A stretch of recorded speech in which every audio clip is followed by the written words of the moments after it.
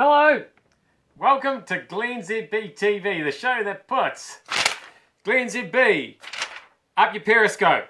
I'm bringing New Zealand to the world and the world to New Zealand.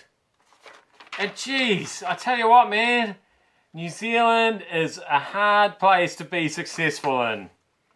Because nobody is more successful at the moment than the New Zealand All Blacks. For our international viewers, we've got this national game called Rugby Union. It's a kind of a football game which involves passing only backwards,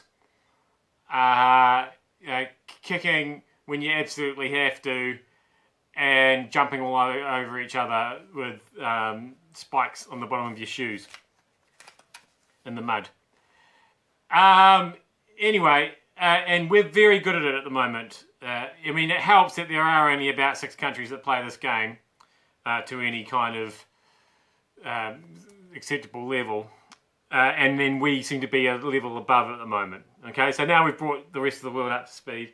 It turns out we don't like the fact that we're a level above everybody else, and we want everybody to be on the same level, so we don't know going into a game whether we're going to win or lose, because that's more exciting apparently. I think we're wrong about that.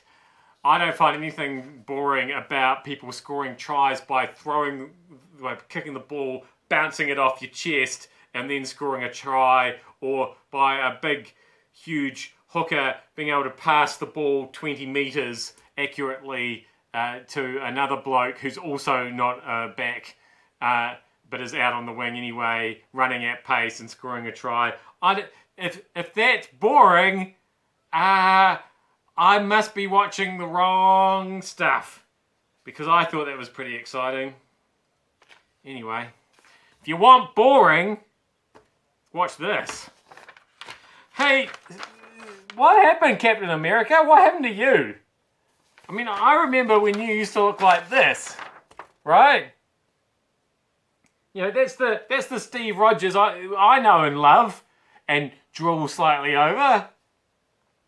And now you're on Fox News looking like that. Steve Rogers. I mean, it's got to be the same guy. I mean, if somebody's on the FBI Joint Terrorism Task Force, obviously you're going to put Captain America on there, right? There can't be 2 Steve Rogers fighting the bad guys, can there? I mean, yeah, he's got that salt and pepper thing going, but he's not. I mean, he's not that. Has the drug they worn off? Are you not quite as captain-y or as American-y as you used to be? I don't know what's going on there. Hey, back to weird sports. We're the only ones who really play netball. That's another one. Again, for our international viewers, netball, it's a game that only women really play. I mean, some men do play it, but we don't talk about that. So there's netball. It's like basketball, but you can't run with the ball, and you can't bounce. Well, you can bounce it, but not to yourself. So anyway, once again, probably not even 6 countries. About 4 countries play that game, and we've just beaten one of those countries, Jamaica. Although their nickname, so our team's called the Silver Ferns. Their team is called, and I just cringe saying this, the Sunshine Girls. They call themselves the Sunshine Girls. I don't like saying it. They seem fine with it, but I feel like they shouldn't be, and that they should change it. Even if they call themselves the Sunshine Women. Would the Sunshine Ladies, would that be worse? About the same. It makes me just do that every time I hear it, see it, read it, say it out loud. Trump. Oh, I'm a bit worried about Donald Trump. He's threatening to sue the New York Times for irresponsible intent. His lawyers have closely been watching the paper because they've been disgusting, failing, and a laughingstock.